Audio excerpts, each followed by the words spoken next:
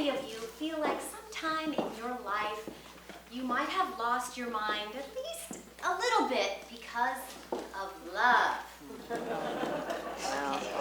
And as Lisa said, the rest of you that didn't hold up your hands, liars! About a year ago, I woke up. It was a beautiful Sunday morning, and I was getting ready for a brunch with some wonderful friends. I had decided to come up with a very special gift to give them to share, and it was going to be my Spanish tortilla. I love making Spanish tortillas. It was about 9 in the morning. The brunch was going to be at 11. I had given myself plenty of time to get this wonderful feast ready when I got a phone call from my neighbor, Arturo. Hey, can I borrow your car? I need to take Roxy to work. I had given myself plenty of time. Do we remember that? Yeah. Sure, come and get the keys. He came, got the keys, and was off. I went to the refrigerator, pulled out the potatoes. I like to cut them up first because that way they cook faster. I had a pan and they were boiling away, and I knew that would take about 15 minutes, so I thought, great, once the potatoes are done, Arturo will be here. The potatoes were done, Arturo, not a word.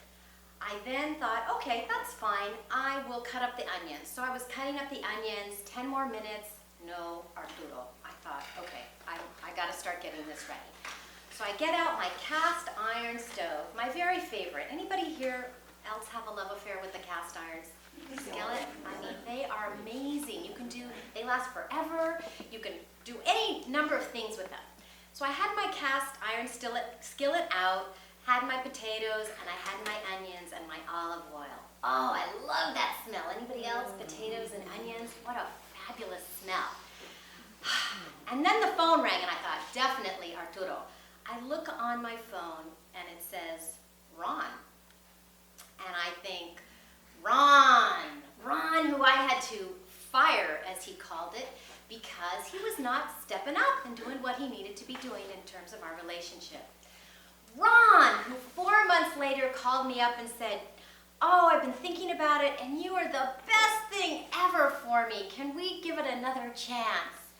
Ron, who I said, okay, we'll give it another chance. Ron, who 4 months later said, oh, I think I'm just leading you on. Even though I will say I was going to break up with him about a week later. I was waiting for my 20-year-olds to graduate from high school, and there was a few other things. You got to have the right timing. But it didn't matter, because even when he broke up with me and I wanted to break up with him, it still hurt. Now, of course, I needed to just let that phone ring, but no, like a fly to you-know-what, I picked it up. Hello? Hey, Linda, I'm in your neighborhood, and remember that book you loaned me? I'd like to drop it off. I thought, the book that I said, mail to me, or a drop-off at my door in a brown paper bag. But of course, I was like, Just then the phone rang again, and I went, it's Arturo. So I said, hold on, Ron. Arturo, what the heck happened? He goes, traffic was horrible, but I'm downstairs and I'm late for work. Can you give me a ride? And I'm like, yeah, I have plenty of time. No problem. So I click back on Ron. I go, you know what? I'm going to meet you at the Marriott right down by where I live. So be there in 3 minutes and you can give me the book. Great. Grab my purse. I'm out the door and I'm going in and I sit down in the car. Arturo drives down. I go, oh, by the way, we're going to stop off at the Marriott and pick up a book from Ron. He looks at me like, ¿Estás loca? And I said, come on, it'll be 2 minutes, it'll be fine. I go, and first then I look in the, that mirror in there and I make sure, okay, I look as good as I think I do. We pull up and I said, now pull up so Ron's there and I'm here. He pulls up and I'm like, hello, Ron. And Ron's like, hey, Linda, you're looking good. I said, thank you. The book, please. Hands me the book.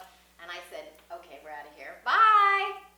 So we're driving up onto the San Rafael freeway, and we get to about 2 more exits, and all of a sudden I go, oh my God! What did I remember?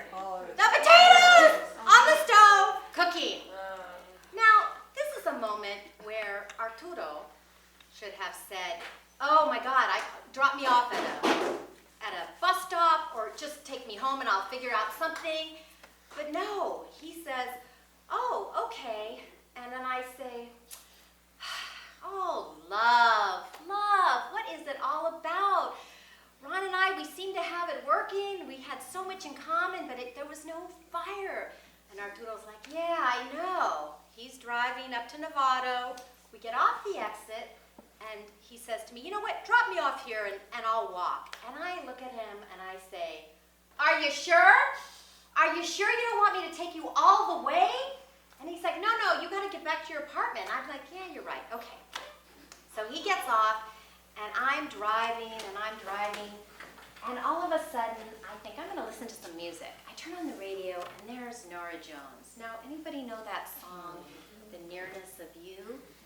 Oh my goodness, so she's like singing that it's not about the pale meaning that excites me, that thrills and delights me. No, it's the nearness of you. And now I am crying, I am sobbing, and I have to turn her off. Because I realized that the phone call with Ron was not the issue. The phone call was that man that was still lurking in my heart from a while back. And his name was, let's just call him another someone. So Mr. Someone was still there, and that was really what was making me sad. Meanwhile, I get off the exit, I drive up to the parking lot of my apartment, and I see a fire truck. I don't know about you, but when I see a fire truck, I don't think fire. I think that someone's hurt. I think heart attack, I think major injury. I don't think fire. And so since I was already very tender-hearted at the moment, I thought, may they be free from suffering, on the root of suffering, because I'm thinking someone's hurt themselves. And then I have another thought which is much more on point. Now, what do you think that thought is, right? What? I know you all think you know. Yeah. What I thought was, I hope they're not blocking my parking spot. Right? That is really the most important thought at the moment. Luckily, they were not.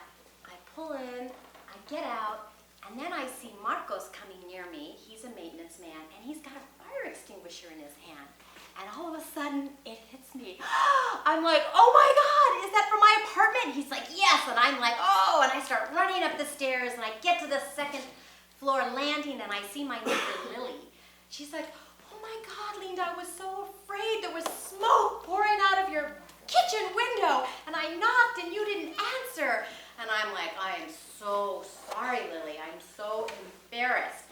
And then I look down at her feet, and there is my cast iron skillet with some potatoes that look a little charred. She says, well, I'm so glad you're okay. I gotta go to work. And I'm like, thanks again. I pick up the cast iron skillet, and I walk up the last stairs. And I'm avergonzada. Now, if I could blush, but my skin, I don't blush. But if I could, I was so embarrassed. I walk into my apartment, and there is Arnulfo, who's another maintenance worker. And he's like, no te preocupes, it's okay, it's just a little smoky in here, but everything's fine. And I'm like, oh, I'm so grateful.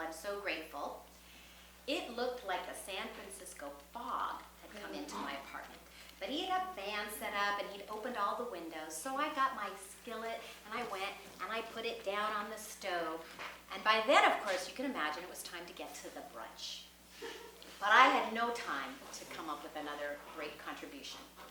I looked around the kitchen, and I saw a can of green tea, and I said, I'll bring them some green tea.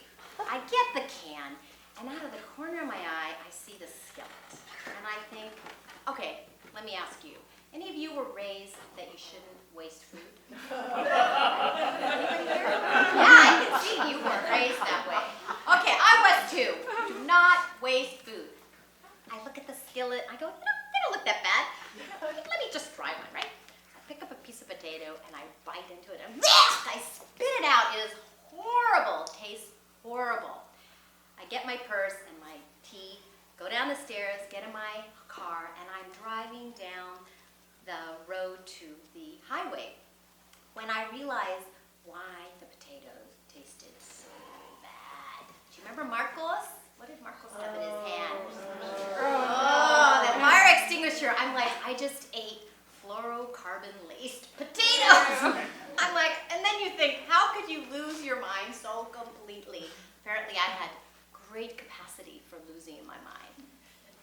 As I get on to the Richmond Bridge, I'm kind of sad that I don't have my Spanish tortilla because I love making that tortilla and sharing it with people.